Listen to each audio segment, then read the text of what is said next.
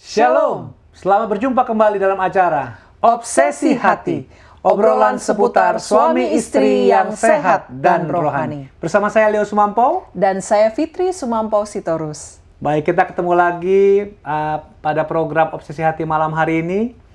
Ya, bisa dibilang ini agak berhubungan dengan pembahasan minggu yang lalu, Senin yang lalu ya. Betul. Nah, sekarang judulnya berbicara juga mengenai perkawinan. Nah, cuman judulnya apa nih malam ini? Perkawinan antar etnis. Wah, perkawinan antar etnis. Iya. Jadi contoh nyatanya adalah kita berdua. Antar suku. Antar suku. Antar bangsa. Antar bangsa. Iya. Nah, kalau kita antar suku ya. Iya. Jadi istri saya Boru Batak, saya orang Binyo ya, orang Manado ya. Jadi nah ini pembahasan kita juga mau dengar nih kita berdua. Betul. Ya. Bahasa pada malam hari ini. Baik, kita akan langsung saja membaca ayat tema kita yang diambil dari buku Kidung Agung pasal yang ke-1, ayat yang ke-5 dan yang ke-6. Kidung Agung 1, ayat yang ke-5 dan ke-6, demikianlah firman Tuhan.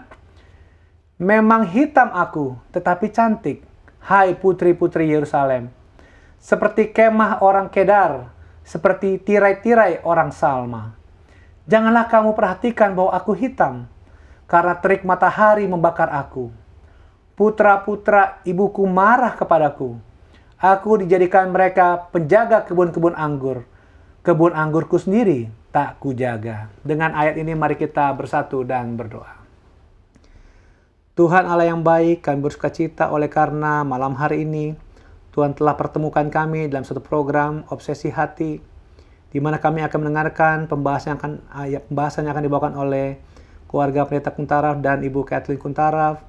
Biar Roh Kudus Tuhan hadir di tengah program ini, sehingga materi yang disampaikan boleh kami mengerti, jadi memakan tempat dalam kehidupan kami dan kami praktekkan dalam kehidupan kami sehari-hari.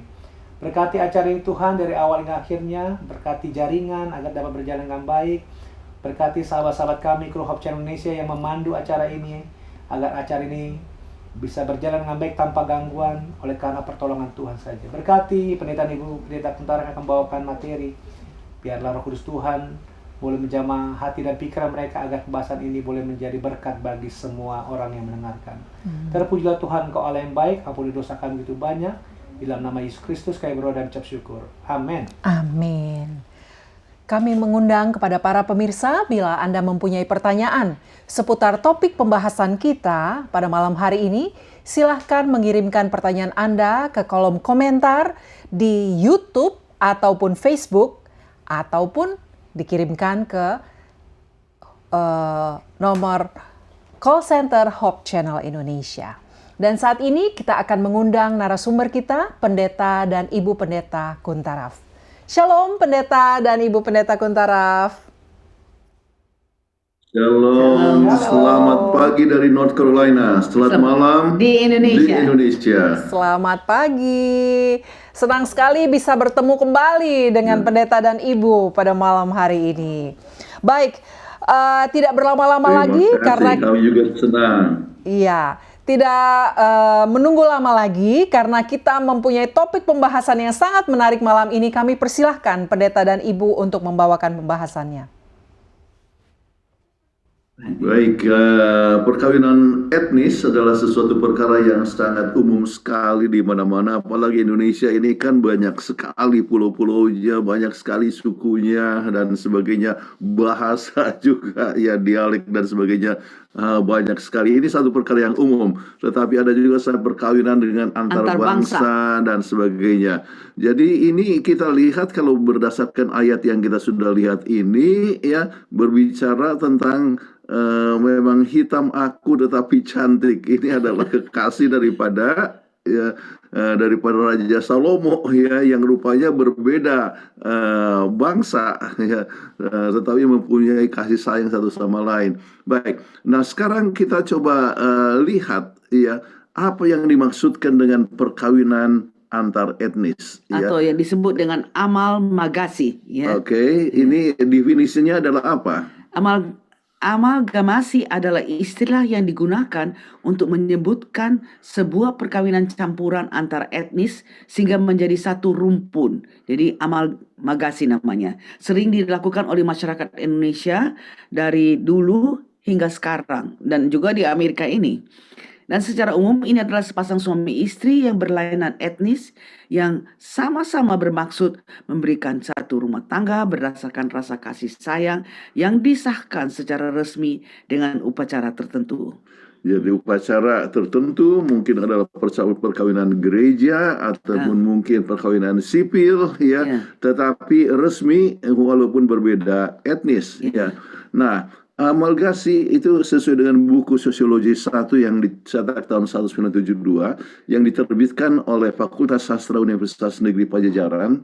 Amalgasi adalah perkawinan yang dilakukan oleh mereka yang berbeda suku bangsa. Ya, itu definisinya. Ya. Nah, dari perkawinan tersebut terjadi percampuran kebudayaan yang pada awal perkawinan sering menjadi kendala, tetapi dalam perjalanan selanjutnya saling mengisi dan saling melengkapi. Karena diperlukan penyesuaian karena dari suku bangsa yang berbeda, satu yang dari barat, satu yang dari timur. Iya, jadi ada kendala awalnya, tetapi ya bisa saling diatasi. mengisi, ya. Jadi ada banyak sekali hal yang positif dalam hal ini. Nah, apa yang dikatakan oleh buku Sosium SMA dari tim Master Eduka. Ya, amalgasi adalah meleburkan dua kelompok budaya menjadi satu dan melahirkan kelompok budaya baru yang tidak menampakkan unsur dari budaya yang sebelumnya atau lama ya. Kadang-kadang jadi mau tidak mau harus tinggalkan yang lama tetapi mempunyai budaya yang baru. Amalgasi jelas mampu melenyapkan pertentangan yang terjadi. Misalnya perkawinan campuran antara suku Jawa dan Sunda, ya, padahal sama-sama ini dari pulau. Iya. Oke. Nah, perkawinan antar etnis dalam Alkitab juga ada.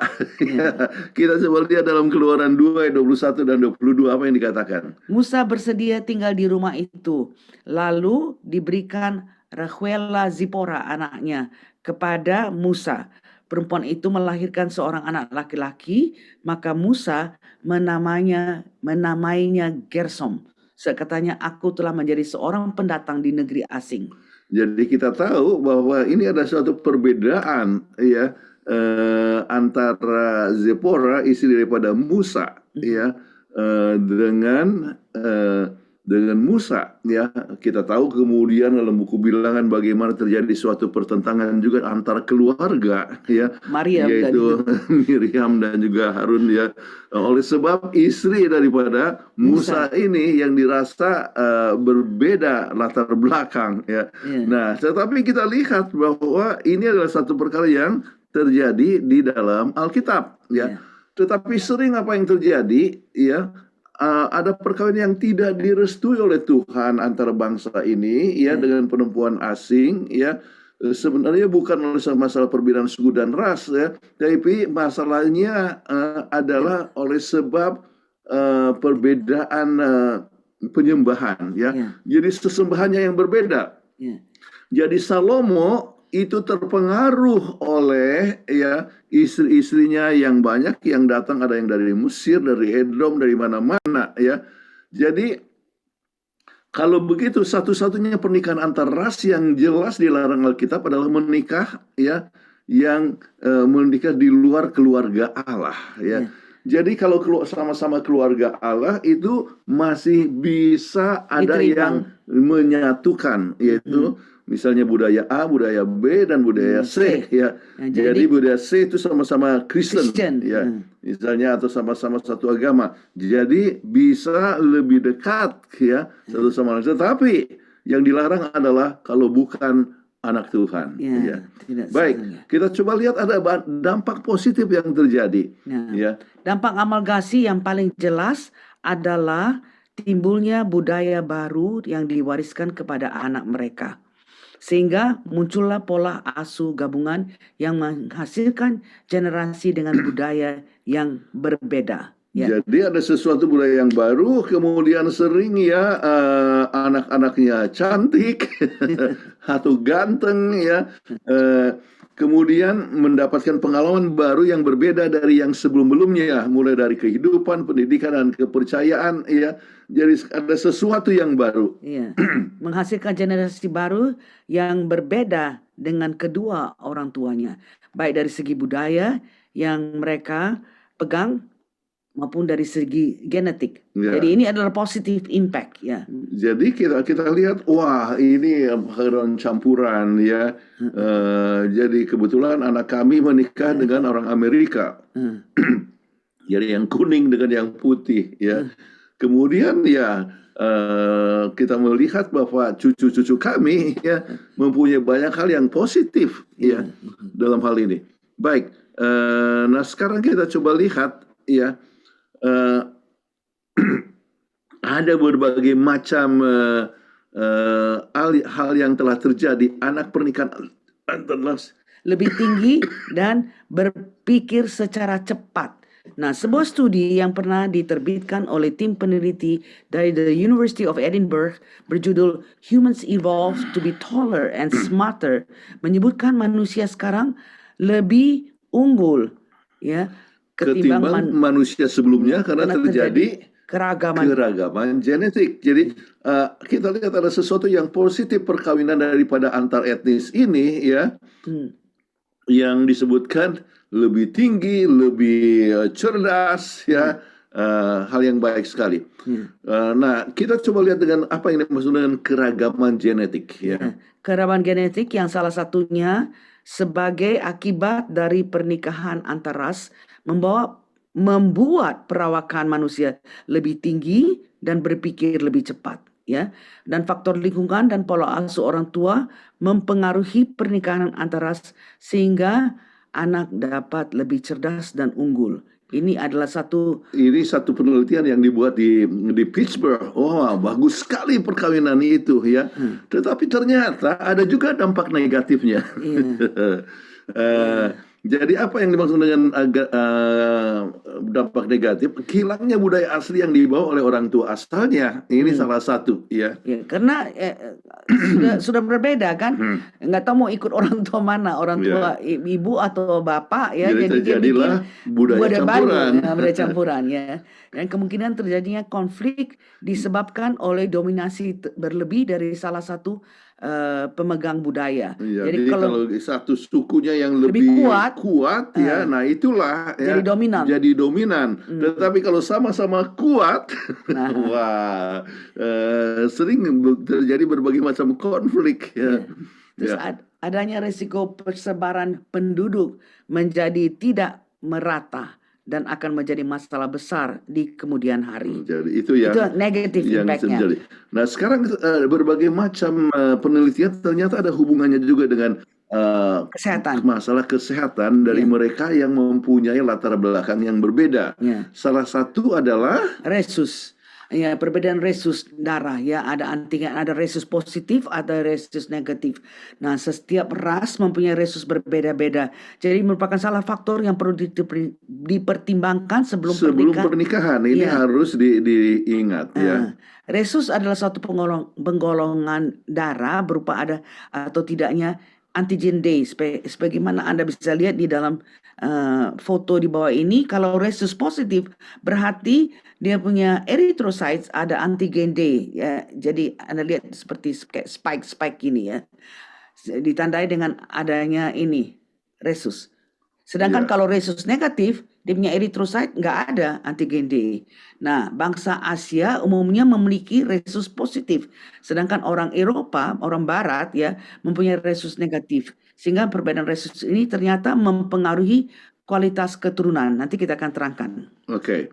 Jadi, nah sekarang kita masuk kepada masalah yang kedua ya, yaitu meningkatnya risiko penyakit hemolitik untuk bayi yang baru ini. Ya, risiko kesehatan di mana bayi mempunyai kemungkinan mendapatkan penyakit hemolitik ya.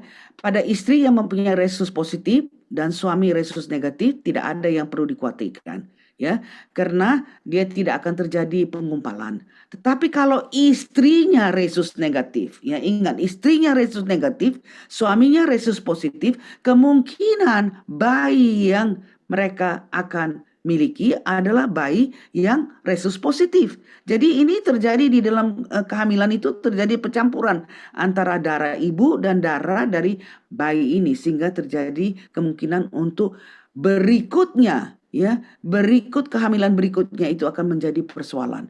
Itulah sebabnya diperlukan untuk menggunakan menjalani Coombs test dalam kehamilan. Ya, jadi Coombs diperlukan ya supaya hal-hal yang negatif itu dapat dihindarkan ya. Kemudian kita lihat bahwa bayi lahir prematur dan berat badan lahir rendah yang bisa terjadi ya. Ya disebut dengan BBLR, berat bayi lahir rendah ya. Berdasarkan hasil penelitian dalam Journal of Women of Health ya tahun 2010, pasangan dari campuran ras kulit ini berisiko memiliki bayi kulit yang hitam dan putih ya. Jadi campuran interracial akan memiliki kemungkinan untuk melahirkan bayi yang prematur dengan apa yang disebut dengan BBLR tadi ya. Berat badan lebih rendah ya. Dan banyak faktor yang mempengaruhi mulai dari kesehatan ibu, kondisi plasenta, kesehatan janin itu dan kesehatan bayi itu fetus ya di situ. Makanya penting bagi setiap pasangan untuk periksa prenatal ya sejak awalnya, periksa terus supaya bisa diatasi kekurangan ini. Oke. Kemudian faktor yang keempat ya, meningkatnya risiko stres saat remaja ya, menurut penelitian yang dimuat oleh American Journal of Public Health ya. Tahun 2003 ya. Diduga karena mereka merasa tertekan dengan masalah identitasnya, maka lingkungan sekitarnya itu menekannya. Akibatnya mereka stres dan tidak percaya diri ya, apalagi kalau hidup di dunia yang dahulu kala. Ya, seperti di sini di Amerika kan orang kulit hitam dan kulit putih itu dulunya susah sekali itu. Jadi kalau mereka menikah itu lingkungannya itu belum bisa terima, tapi sekarang udah bisa terima. Banyak yang juga masih belum bisa menerima ya. Dan ini menimbulkan hal yang stressful. Jadi penelitian untuk lebih kurang 90.000 siswa ya remaja di Amerika Serikat ditemukan remaja dari hasil perkawinan antara ras ini mungkin mengalami depresi, penyalahgunaan obat-obatan, masalah timbul hingga rentan terkena penyakit dan sebagainya. Persentasenya itu lebih besar ya. Itulah sebabnya banyak sekali yang dianjurkan kalau misalnya sudah terjadi perbedaan tersebut ya, ada tempat yang cocok untuk mereka hidup, yaitu di mana? Di Hawaii. Ada melting pot dikatakan. Kenapa disebut itu cocok di Hawaii? Sebab di sana tidak ada yang mayoritas. Semua campur baur. Campur baur ya. Yang Chinese sama orang Korea, Jepang sama Filipina itu ataupun banyak sekali Amerika. Itu tempat yang dimana anak-anak akan bertumbuh dengan tidak ada rasa minder ya. Kadang-kadang rasa minder sebab pada sering diejek ya, kamu ini Cina ya, kamu ini ya hitam ya, dan sebagainya. Jadi oleh sebab tidak ikut kemana-mana. Nah ini bisa terjadi ya. Kemudian ini tekanan psikologis yang telah terjadi. Ya, menurut survei yang dilakukan oleh Divorce Sourcebook disebutkan kalau tingkat perceraian pasangan antara ras lebih tinggi ketimbang sama ras. Ya, tentunya karena kalau lingkungan tidak menerima itu lebih susah ya. Bukan saja lingkungan, keluarga tidak bisa terima, itu lebih susah. Jadi kemungkinan untuk divorce itu sangat tinggi. Ya, salah satu sebabnya karena pasangan itu lebih sering cekcok karena perbedaan kebiasaan dan beda budaya. Seperti yang saya sebutkan tadi, kalau budayanya itu kuat sekali ya. Satu pegang artinya mau, dia punya kemauan, yang satu juga mau, kita punya kemauan, maka terjadi lebih banyak konflik yang terjadi. Oke.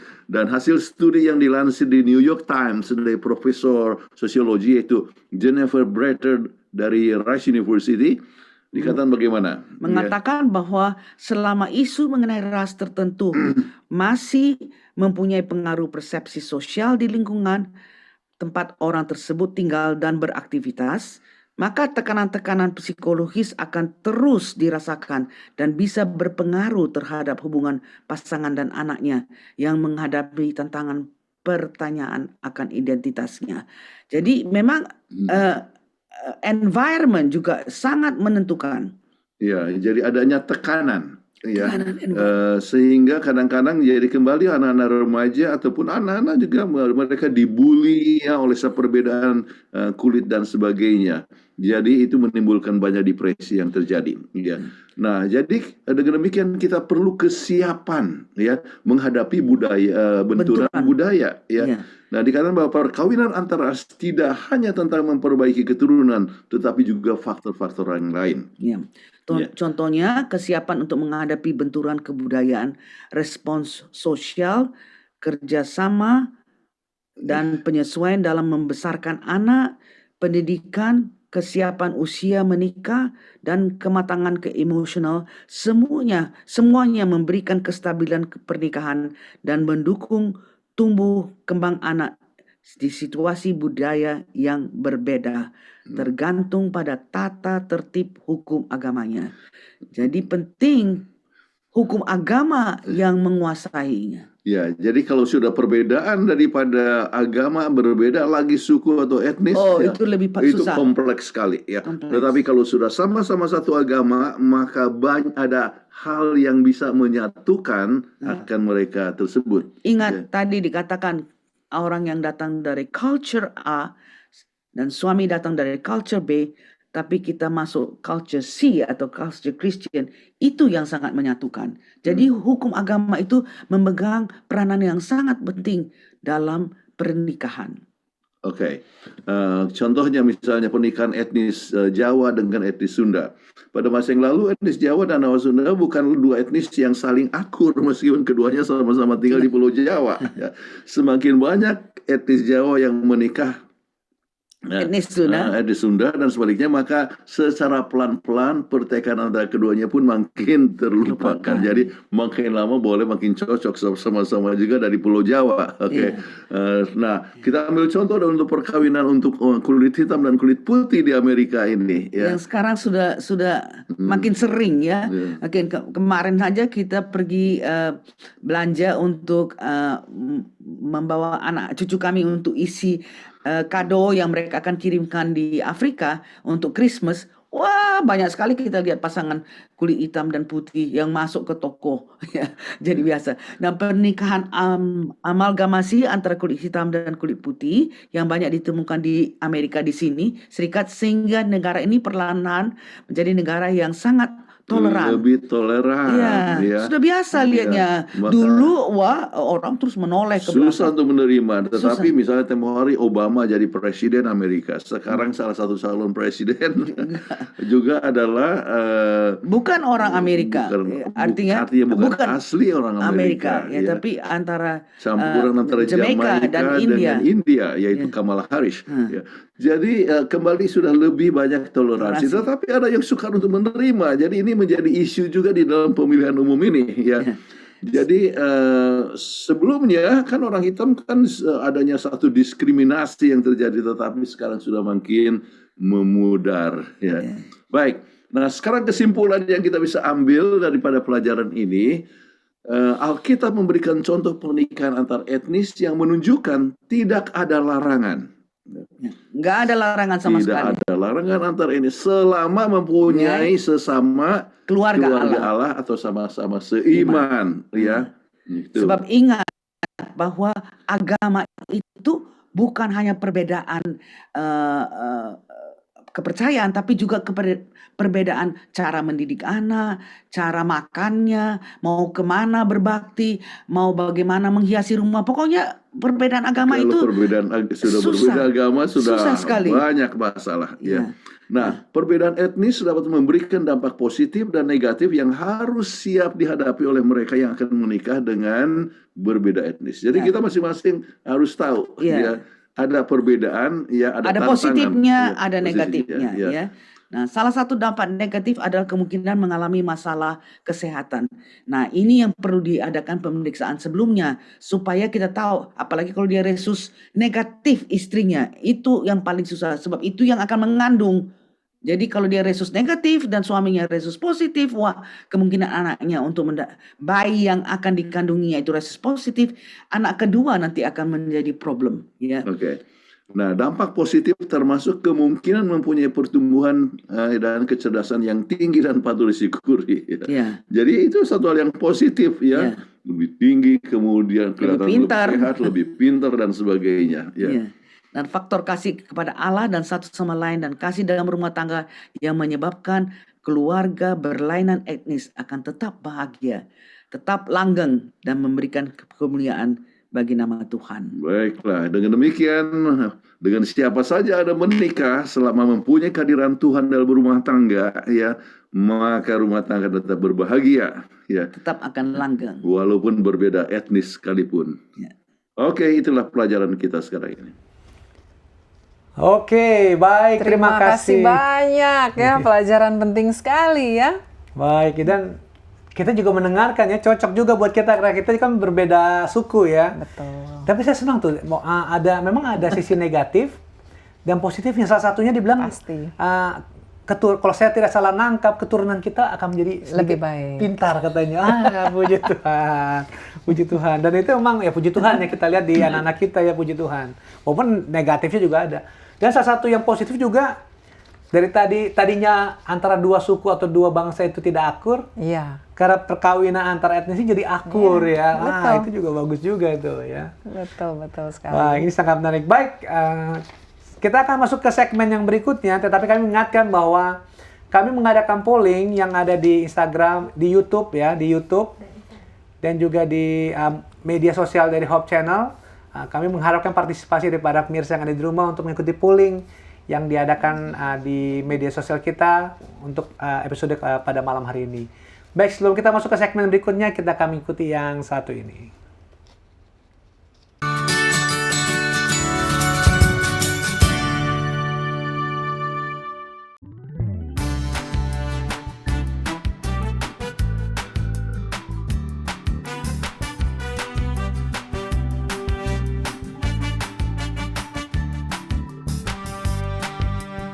Ih, seru banget mereka berdua. Romantis banget deh.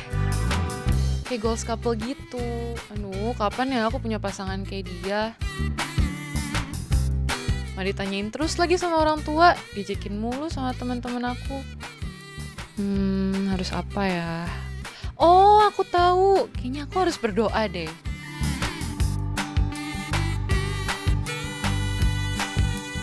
Ya Tuhan, tolong pertemukan aku dengan pasangan yang takut akan Engkau, yang jujur, baik hati, suka menolong. Dalam nama Yesus, amin. Iya, lupa kalau boleh kayak opa-opa Korea ya Tuhan. Sarangnya opa.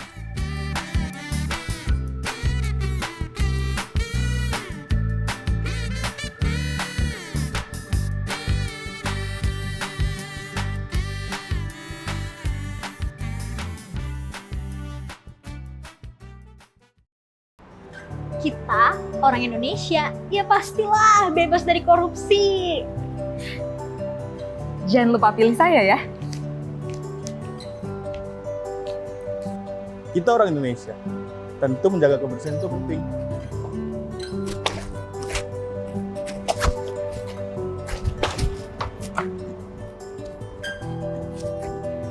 Kita orang Indonesia, udah pasti dong kita minta maaf, even bukan kita yang salah. Sorry. Kita orang Indonesia, of course kalau ketemu orang kita sapa dan murah senyum. Hai Kak. Hai Bang. Hai.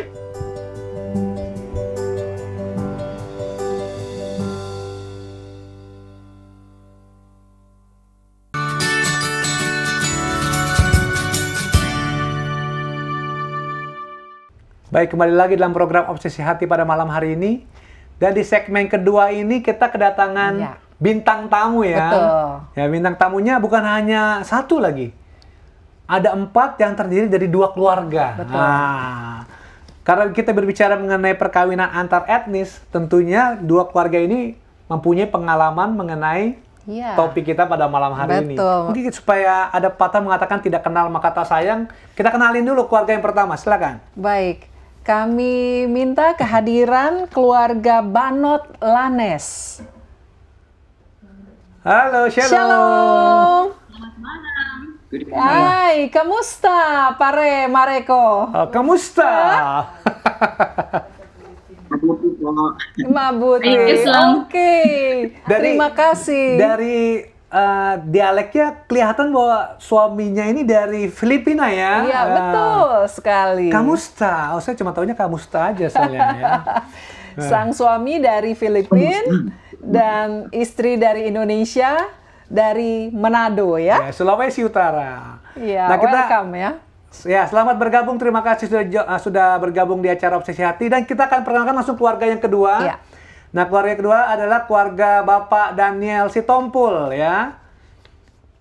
Shalom. Ya, selamat malam. Shalom. Nah, ini Pak Selamat Daniel Sitompul. Horas. Horas. Horas. Nah, istrinya ini adalah keturunan Chinese, namanya Ibu Kim Kim. Ni hao ma? Ni hao ma? Hao. Sudah. Jadi semakin lengkap ya. Betul.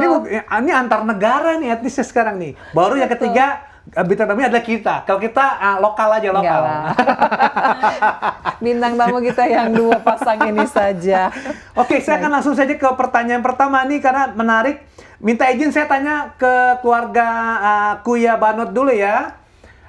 Jadi pertanyaan pertama adalah, bisa tolong diceritakan latar belakang etnis dari masing-masing, walaupun kami sudah sebutkan tadi, dan berapa tahun sudah menikah dan punya anak berapa? Dari keluarga Kuya Banot dulu, silakan. Okay, mabuhay. Thank you for this opportunity. You can speak I am English, no from worry. the Philippines. Particularly, I'm on the tribe of the Ilocano. Oh, Ilocano. Yeah, the Ilocano tribe. Yeah. Much more particular like Batak. Yes, statement, yes. yeah. So we are married for 18 years, and we are blessed with 2 children. Oke, 18 puji years. Tuhan. Wah, sudah lama juga ya. Iya. Baik. Nah, kita langsung tanya aja ke keluarga yang satu Iya. lagi ya. Kami akan tanyakan hal yang sama kepada keluarga Sitompul. Tolong ceritakan latar belakang etnis, berapa tahun menikah, dan berapa orang buah hati. Kami persilahkan.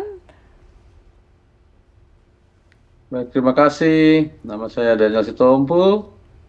Dari marga, tentu dari Batak, tapi lahir di Bandung, besar di Irian Jaya. Kemudian istri, silakan. Halo, nama saya Kim Kim. Sebenarnya kalau nama itu nama panggilan, nama asli saya Thong Yen Hyong. Jadi kalau dari marga saya Pham Thong. Dari papa dari Belitung, mama dari Palembang. Udah pasti Chinese lah ya, matanya udah sipit. Kami sudah 29 tahun ya, kami sudah 29 tahun menjalankan rumah tangga. Puji Tuhan, aman-aman. Kami punya 2 orang anak, laki-laki semuanya. Puji Oke, Tuhan. terima kasih. Baik-baik. Ya. Ini baru setelah disebut nama Mandarinnya, baru jelas kelihatan banget ya. Tong Yen Hyong ya, betul ya? Betul-betul, saya baru ingat itu, benar. Oke, pertanyaan yang berikut kita tanya nih kepada bintang tamu kita. Mungkin ke keluarga Sitompul dulu kali ya. Iya. Pertanyaan yang kedua, bagaimana akan penyesuaian atau adaptasi dari masing-masing pasangan dalam hal berbeda etnis? Wah, ini menarik. Silakan ini keluarga nih. Sitompul. 29 tahun adjustment-nya seperti apa nih beda etnis ini? Ya, tentu resiko untuk kawin beda etnis, ya, menikah dengan beda etnis, memang tentu pasti kita sudah antisipasi akan ada hal-hal yang perlu adaptasi dengan sangat berat, ya, 3-5 tahun lah ya pertama ya kita etnis. Yang pertama tentu dari bahasa. Ya. Kemudian juga penerimaan. Jadi yang pertama itu penerimaan yang masih agak sulit menerima dari orang Indonesia gitu, orang pribumi. Ya kebetulan saya dari keluarga yang lumayan Toto, Chinese, dan kebetulan dari seluruh keluarga besar, baru saya yang menikah dengan pribumi, apalagi langsung dengan orang Batak. Jadi bagi keluarga saya itu agak, ya lumayan ya, ya Iya. 5 tahun lah ya, baru dia bisa diterima dengan baik sekali di keluarga saya. Gitu. Pas sudah lahir anak-anak lah, jadi makin diterima. Kemudian yang berikut tentu adat istiadat ya, ada istiadat yang saya pribadi agak kaget juga, ya terutama dari bahasa. Mereka kalau di rumah nih, istri saya bahasa mereka lah, susah kita mengertinya.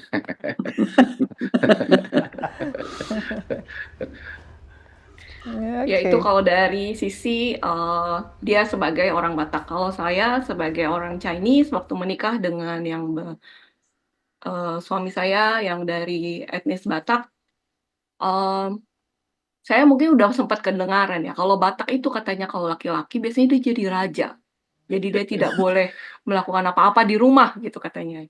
Dan awal-awal pernikahan memang seperti itu ya, karena mungkin dia di rumah sudah dibiasakan seperti itu. Tapi lama-kelamaan adjustment dilakukan, dia mau mengerti, dan akhirnya kita bisa bekerja sama dengan baik dalam rumah tangga. Oke, Luar wah. biasa. Ya, Jadi 5 pengalamannya sangat tahun baik. pertama adjustmentnya kalau untuk keluarga Iya. Sitompul. Nah, Iya. kita coba tanya lagi di keluarga yang berikutnya Kuya Banot ya. Gimana nih? Pertanyaannya sama nih. Gimana penyesuaian adaptasi karena berbeda etnis ini? 18 tahun ya tadi kalau nggak salah sudah menikah kan? Iya. Nah, itu gimana adjustmentnya itu? Silakan. Adjustmentnya kalau dari aku sama kayak Kak Kim tadi ya, Cece tadi, aku adalah keluarga pertama yang married dengan yang bukan orang Indonesia, dan sampai sekarang masih bertahan, masih juara bertahan, satu-satunya di keluarga yang married sama orang luar. Paling shock karena kan orang kalau di keluarga tuh dengar orang luar, wah pasti inilah seks bebas lah ini, jadi kayak dari orang tua tuh ada kekhawatiran sendiri ya, nanti pergaulannya bebas gitu. Tapi puji Tuhan sih dia berbeda lah, udah Advent juga. Sebelum married dengan saya dia sudah Advent. Kemudian ya seperti biasa ya, cultural shock, kayak gitu-gitulah. Makanan, dia nggak boleh makan pedas, sementara tahu sendiri kalau orang Manado bukan ayam yang dicabein, tapi cabe yang diayamin.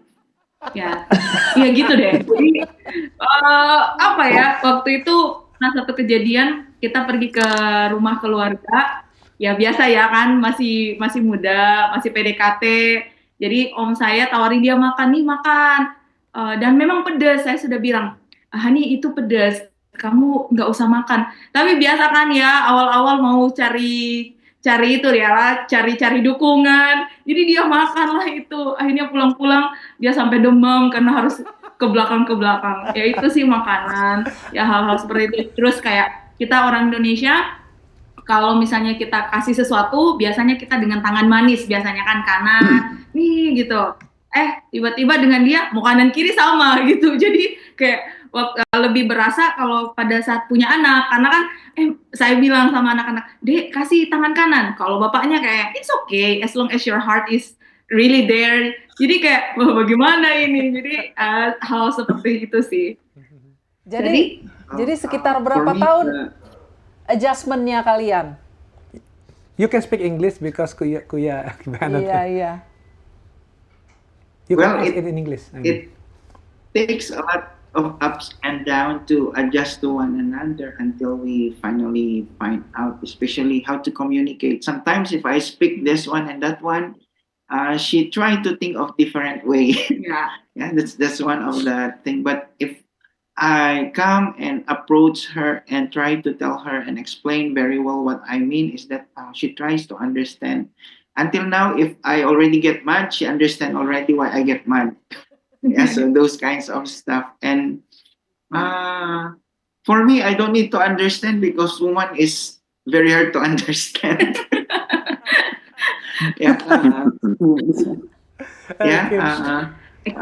So how Yeah. many years? That's the thing that she's a very talent. She likes to use her talent to serve this and that, and most of the time, sometimes her time with me is lessened. But I believe it's for God, so let be it. So I need to support her with how she wants to serve, and much more.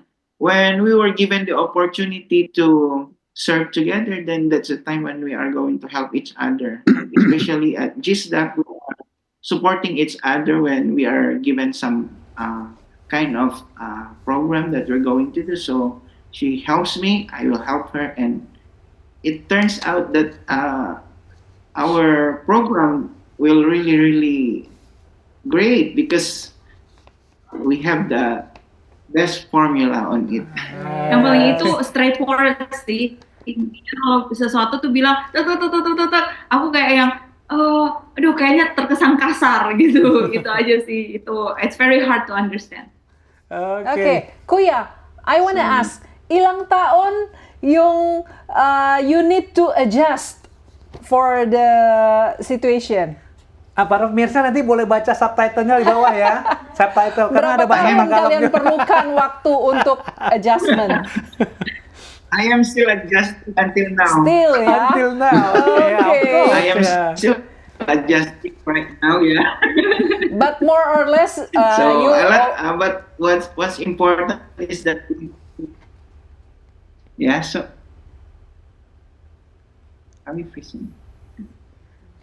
Yes, but so far, until now, both of you catch up together, yeah, and doing well and getting better, yeah. Praise God. Praise God. Okay. Okay. We need to learn fast. Yeah. Saya jadi tertarik tadi karena Ibu Erna bicara mengenai makanan sampai Kuya Pedas. karena pedas, mungkin orang Filipina enggak terbiasa ya. Setahu saya ada satu makanan orang Filipina yang apa dari balot. Tahu balot Balut, itu balut. jelasinnya agak ngeri Balut, soalnya. ya. Agak ngeri jelasinnya. Itu gimana Erna Balut. bisa memakannya itu makanan balot itu? Balut, ayo. Boleh mengaku nggak? Silakan. Sampai sekarang saya nggak bisa makan itu. Sampai sekarang. Walaupun pernah, karena kasihan aja lihat itu. Jadi satu kali waktu di keluarga pertama kali saya berkunjung, jadi keluarga ada kakak bilang, ayo kita mau, jadi balut itu ternyata kalau makannya itu harus diremang-remang gitu, Kak. Jadi nggak terang gitu. Jadi diajaklah saya, ayo ke situ, mau ngapain? Jadi dia kayak street food gitu, kayak kita gorengan, tapi kalau mereka tuh balut. Diajak ke situ remang-remang, buat apa? Buat buat coba yang ini. Terus kakakku bilang, kalau kamu nggak makan ini, nanti adatnya kamu nggak diterima di keluarga. Terus aku langsung gitu, nggak apa-apa deh nggak terima di keluarga, nggak bisa, nggak tega gitu kan. Balut ada yang, tapi kakakku cuma bercanda sih, karena dia tahu aku nggak bisa. Ya kan embrio ya, udah ada baby chicken yang gitu, kasihan gitu. Saya jadi ingat, oke. karena tadi Erna bicara makanan. Nah, saya mau menuju ke keluarga. Aku belum pernah makan, belum pernah coba. Oke, itu sangat menarik. Saya mau menuju ke keluarga si Tompul nih, kepada Pak Daniel dan Ibu Kim Kim. Kita kembali ke masalah makanan nih, ya. Gimana kalian bisa adjust masalah makanan? Yang satu masak arsik, singkong tumbuk, yang satu mungkin fuyung hai atau gimana? Ini gimana nih adjustmentnya nih? Lidahnya. Iya, yang pertama tentu waktu dengan istri kan pasti di keluarganya dan juga dia cara masaknya kan Chinese food. Iya. Banyak minyak ya, banyak goreng ya. Sementara dulu papa saya, mungkin karena mama saya dulu dari Gado Bangkong, jadi kebanyakan rebus-rebus, makan makanan yang rebus istilahnya. Nah, itu berat juga karena sudah, ini berminyak semua. Ya. Kalau dari saya mungkin yang paling ini apa ya, arsik ya, bener ya, arsik. Jadi arsik itu kebetulan papa mertua saya tuh paling pintar masak arsik, karena arsik dia paling enak kan. Dan memang enak, cuman Sampai sekarang kalau saya mau mengaku, kayaknya saya belum bisa sempurna tuh masak arsik. Udah pernah nyoba sih masak arsik, tapi ya belum bisa sempurna banget lah masak si arsik itu karena bumbunya banyak banget ya. Tapi enak makanannya. Cuma dari sisi makanan, memang kalau ke keluarga saya, kebetulan keluarga saya masih belum Advent, sehingga mereka masih makan makanan yang kita tidak makan. Tapi bersyukur pada Tuhan, mereka mau mengerti kami. Jadi pada saat kami datang ke rumah mereka, mereka akan menyediakan makanan yang Halal. tidak yang halal lah ya buat kita ya, yang halal buat kita. Jadi kalau pergi makan keluar, pasti mama saya yang udah repot banget sekarang. Oh, jangan ke situ, si Kim nggak bisa makan itu katanya gitu. Jadi dia udah mulai sekarang mengerti bahwa kami tidak boleh makan itu. Gitu sih. Puji Tuhan. Seru ya. Oke. Iya, bagus sekali. Coba pertanyaan yang Baik. berikut kita tanya lagi. Kita masuk ke pertanyaan berikutnya kepada keluarga Banot ya. Hal baru apa yang mungkin menarik dari perbedaan etnis dari masing-masing? Wah, ya. Kami persilahkan.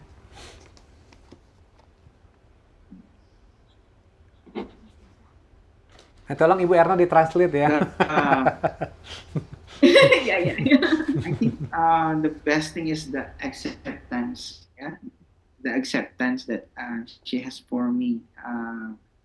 I am a person who is real. When I get married with her, I tell her I don't have this one. I'm not like this. I'm not like that. But the acceptance of her and the family, I really appreciate that much. Okay. Kalau aku ya You translate. ya jadi kan apa ya ada kalau orang Manado itu kan kayak kalau married sama orang luar itu biasanya ya supaya ya nggak semua tapi kayak derajatnya naik lah gitu, derajat sosialnya atau apalah, terus kayak wah kalau sama orang luar banyak duit gitu ya. Kayak gitulah ya, masih ada yang berpikiran seperti itu.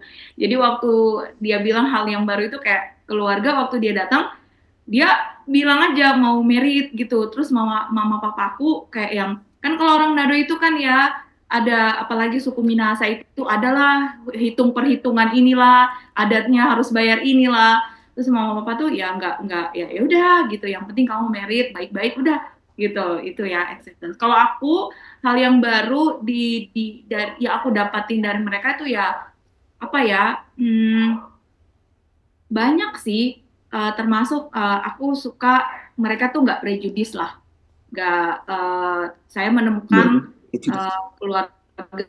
keluarga dari sukunya dia, khususnya Ilocano itu cowok-cowoknya nggak malu masak gitu. Terus cowok-cowoknya itu nggak malu ngurusin baby gitu. Jadi waktu pertama kali aku kalau kita diberkati Tuhan dengan anak pertama, dia tuh nggak malu ganti popok gitu kan. Orang pikir like dia laki-laki harus raja. Jadi satu kali kami di salah satu gereja yang kebetulan memang banyak orang kita lah, orang Indonesia, dan punya adat yang kental bahwa laki-laki itu raja. Jadi hari Sabat itu dia kan kerja seminggu ya. Jadi kalau hari Sabat dia benar-benar pegang baby kami. Dia pokoknya dia yang gantiin popok, dia yang kalau pas anaknya lapar aja baru dia kasih ke aku. Tapi selebihnya itu dia yang pegang, dia ganti popok, dia ganti baju, jadi itu hal yang baru yang aku ketemuin di dia, yang loh kok dia nggak malu ya untuk itu. Sampai anggota jemaat ada yang itu anakmu pegang, masa suamimu yang pegang, itu nggak boleh itu gitu. Tapi dia kayak yang senyum aja gitu, oh nggak apa-apa, ini anak saya gitu. Hal yang baru seperti itu. Terus terus yang keluarga mereka tuh sangat, walaupun istilahnya individualistik dalam arti mereka nggak terlalu peduli, maksudnya mind your own business gitu. Kalau keluarga mereka itu hal yang baru yang sebenarnya jadi agak kaget juga, karena kan kita di Manado, apalagi di keluarga saya tuh semua diurusin. Ini baru pulang makan apa, kayak semuanya ditanyain siapa cowoknya, dan ada cowok kapan merit, Gira udah merit kapan punya anak, Gira udah punya anak kapan punya anak lagi gitu. Untung nggak ditanya kapan merit lagi ya. Ya. Tapi kalau dia tuh keluarganya tuh mind your own business, tapi kalau pas ada acara keluarga aku ketemukan mereka tuh bener-bener ngumpul, keluarga yang kadang tuh kalau ngumpul itu bener-bener satu kampung. Jadi aku sampai sekarang tuh susah ngafalinnya, apalagi perginya kan nggak sering ya ke Filipina. Jadi dia udah bilang ini ya, ini saudara dari Oma punya saudara yang ini adiknya gini-gini. Wah, itu keluarga besar ngumpul gitu, dan pokoknya semua ngumpul aja makan gitu ya. Satu hal yang benar-benar aku dapetin berbeda banget. Tapi giran kalau udah kerja udah mind your own business gitu. Ya banyak sih. Ya kalau disebutkan nanti nggak habis-habis kita sampai besok ya. Oke. Nah, Pak, pertanyaan sama kita tanya juga nih keluarga si Tompul ini. Hal-hal baru apa yang menarik dari perbedaan etnis kalian waktu kalian menikah ya? Silakan nih dari Pak Daniel atau Ibu Kim. Silakan. Iya. Oke. Baik, terima kasih. Jadi pertama kali waktu saya ingat sekali pas jatuh hari Hari Raya Imlek. Iya. Hari Raya Imlek itu betul-betul keluarga besar istri kebetulan tinggal di Cilegon di Banten. Jadi itu biasanya diundang seluruh keluarga besar di sebuah restoran yang besar dan makan. Nah, yang menarik itu kita harus memanggil setiap keluarga, dan yang menarik juga, rupanya seperti inilah Imlek. Ya, kita belajarlah, saya diajarin sama istri bagaimana kyung-hee ini dan anak-anak. Bagi saya itu hal yang baru. Kemudian pas mertua laki-laki meninggal 2006 ya. Nah, itu hal yang baru bagi saya adalah pada waktu prosesi. Jadi di rumah duka tuh harus bunyi-bunyi, ada prosesi lah, bunyi-bunyi ceng dengan bahasa-bahasa aslinya sampai ke rumah sampai ke kremasi di daerah Kapuk sana dan sampai dilabur ke laut. Bagi saya itu hal yang baru bagi saya dan sangat menarik. Bahkan pada waktu setelah dikremasi besoknya kami semuanya anak-anak, anak mantu, keluarga dekat, kami satu persatu tulang belulang sisa dari kremasi itu kami harus kumpulkan, taruh di kain putih ya, dan sebagainya. Itu hal yang menarik bagi saya dan itu hal baru. Ya. Kalau dari saya, mungkin saya cerita pengalaman pertama kali pulang kampung. Kebetulan kampung suami itu di Pahai, di Tarutung Pahai Jaya. Pahai sana, Pahai yang benar-benar daerahnya kampung benar. Jadi mobil tuh tidak banyak mobil ke situ, bahkan pasar aja ada hari pasar gitu kan, cuman hari Jumat di kampung kita. Kemudian kalau mau ke pasar di hari lain kita harus jalan kaki melewati lembah, sungai gitu ya, karena nggak ada mobil di situ, jadi harus jalan kaki. Jadi saya ingat sekali waktu saya pulang kampung itu, namboru kami yang di sana tuh sampai minta-minta maaf sama saya. Aduh, Inang kasihan lah kau ya, katanya, maafkan lah ya, kata di sini harus seperti itu. Jadi, tapi saya senang karena mereka tuh baik banget gitu ya, perhatiin kami gitu, karena mungkin dilihat aku orangnya mukanya kan Cina banget ya, aduh kasihan banget ini orang Cina katanya harus jalan kaki jauh ke pasar gitu. Tapi itu seru, menarik sekali gitu. Wow. Kemudian ya banyak lah, sampai sekarang sebenarnya kita masih suka menemukan hal-hal baru yang masih kita harus adjust sedikit-sedikit. Baik. Sangat menarik ya semua pengalaman-pengalaman dari teman-teman kita ya. Pasti hal yang baru yang menarik dari Pak Daniel ini waktu Kyung-hee. Soalnya dapat angpau soalnya. Enak ya. Baik, ini sebenarnya pembahasan kita sangat menarik malam hari ini. Cuma karena waktu kita sangat terbatas, kita mau lihat dulu polling ya. Mungkin sudah bisa ditampilkan polling kita dengan pertanyaan. Pernah menjalin hubungan dengan seorang dari latar belakang etnis yang berbeda? Pernah? Tidak pernah? Nah, kita mau lihat hasil polling yang diadakan oleh Hope Channel Indonesia. Mungkin boleh tampilkan itunya.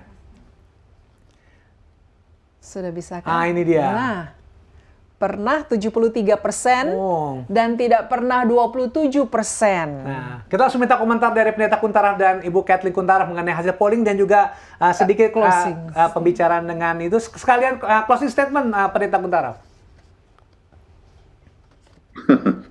Terima kasih untuk semua kesaksian-kesaksian yang diberikan ya. Memang perlu penyesuaian untuk mereka yang menikah dengan tidak satu suku atau tidak satu bangsa ya. Tapi saya menarik sekali apa yang dibilang oleh Kim tadi ya, bahwa apa namanya, untuk orang Batak suami adalah raja. Padahal Kim itu dia punya saya adalah Ong. Ong itu adalah Hokkien ya, tetapi bahasa Mandarinnya Huang, itu artinya raja. Jadi sebetulnya dua-duanya raja. Tetapi kalau dua-dua raja ya biasanya tidak cocok, tetapi ternyata mereka cocok sekali, jadi bagus. 29 tahun. Jadi sudah bagus, menikah 29 tahun, jadi Puji bagus, Tuhan. bisa cocok satu sama lain. Oke. Jadi berdasarkan polling tersebut, ternyata bahwa kemungkinan untuk menikah atau itu besar dengan mereka yang tidak satu suku ya, ataupun tidak satu bangsa ya. Jadi pernah berpacaran. Jadi persentasenya itu besar, menunjukkan bahwa sifat toleransi itu cukup baik sekarang ini, sehingga orang dapat lebih menerima akan adanya suatu perbedaan latar belakang selama satu Tuhan, artinya satu agama yang sama. Sebab memang banyak faktor yang positif dalam pernikahan antar suku ataupun antar etnis ya, tetapi yang sangat penting adalah selama satu iman ya.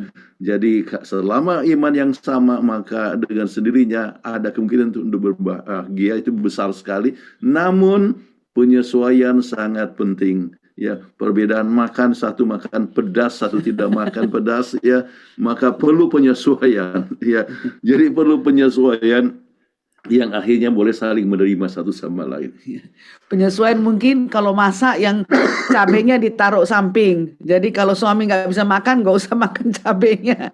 Nanti baru dabu lilangnya baru dimasukkan nanti kalau mau makan orang istrinya. Jadi ini penyesuaian. Tapi saya sangat senang lihat bagaimana keluarga yang berbeda etnis itu bisa sama-sama dipersatukan di dalam kasih Kristus ya, sehingga Christian culture itu lebih mempengaruhi culture A atau culture B, dan itu sangat-sangat bagus. Dan ini adalah satu bukti two couples yang menghidupkan kehidupan begini akhirnya bisa menjadi suatu contoh bagi orang lain.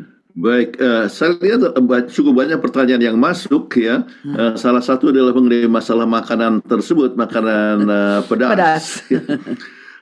Mungkin juga perlu penyesuaian ya, sedikit-sedikit ya. Sebab anak kami kan orang-orang Amerika mana suka makan pedas. Tapi jadi sekarang bisa. Kami punya menantu ya, dia bisa makan pedas. Dia bisa makan Chinese food, dia bisa makan makanan Indonesia. Jadi menyesuaikan diri itu penting sekali. Dan kalau Chinese New Year, anak mantu kita biarpun orang bule, tapi dia sudah sedia angpau. Kasih angpau kepada cucu, kepada keponakan ya. Dan dia pakai pakaian Chinese juga. Waktu Imlek ya. Jadi menyesuaikan diri ya. Jadi kita tidak bisa harapkan orang lain yang harus menyesuaikan diri, tetapi kita pun harus ikut menyesuaikan diri. Amin. Terima kasih banyak ya Pendeta dan Ibu. Kami juga mengucapkan terima kasih banyak kepada keluarga Banot, keluarga Sitompul. Harus satu-satu dong. Bilang terima kasih dalam bahasa Tagalog apa tuh? Maraming salamat. Maraming salamat. Kalau orang Manado, makasih banyak nih ya. Kalau orang Batak, mau lihat mau lihat. Dan kalau untuk Kim, xie ya. Terima kasih atas partisipasinya. Terima kasih banyak. Jadi sangat meriah ya pada malam hari ini. Baik, untuk menutup acara kita pada malam hari ini, kami mengundang Ibu Kathleen Kuntaraf untuk membawakan doa tutup. Baiklah, sama-sama kita berdoa. Tuhan, terima kasih. Tuhan memberikan kepada kami kesehatan untuk memberikan presentasi mengenai perkawinan antara etnis. Kami telah melihat bagaimana banyaknya positifnya dan juga ada yang negatifnya. Tetapi kami merasa senang bahwa bila mana kami bersatu mengundang Yesus dalam keluarga, kami dapat menghidup rukun dan damai. Terima kasih Engkau telah memberikan kesempatan ini dalam nama Kristus Juru Selamat dan Penebus kami. Amin. Amin. Baik, sampai jumpa. Terima kasih semua keluarga Terima Banut, kasih. Keluarga Tembul dan keluarga Terima kasih, Pendeta Pendeta. Utara. Ma'am. Terima kasih. Tuhan memberkati. Host, thank you. Baik, demikianlah akhir dari acara kita pada malam hari ini. Atas nama Hope Channel Indonesia, kami mau minta maaf apabila ada ucapan atau tingkah laku kami yang kurang berkenan di hadapan pemirsa. Terima kasih pemirsa telah menyaksikan acara ini. Terima kasih kepada narasumber kita, Pendeta Kuntara dan Ibu Kathleen Kuntaraf. Dan kepada sahabat kru Hope Channel Indonesia yang telah bekerja keras untuk memandu acara ini sehingga dapat berjalan dengan baik dan lancar. Akhir kata, saya Leo Sumampau. Dan saya Fitri Sumampo Sitorus. Saksikan terus Hope Channel Indonesia, televisi yang mengubah hidup Anda. Tuhan memberkati kita.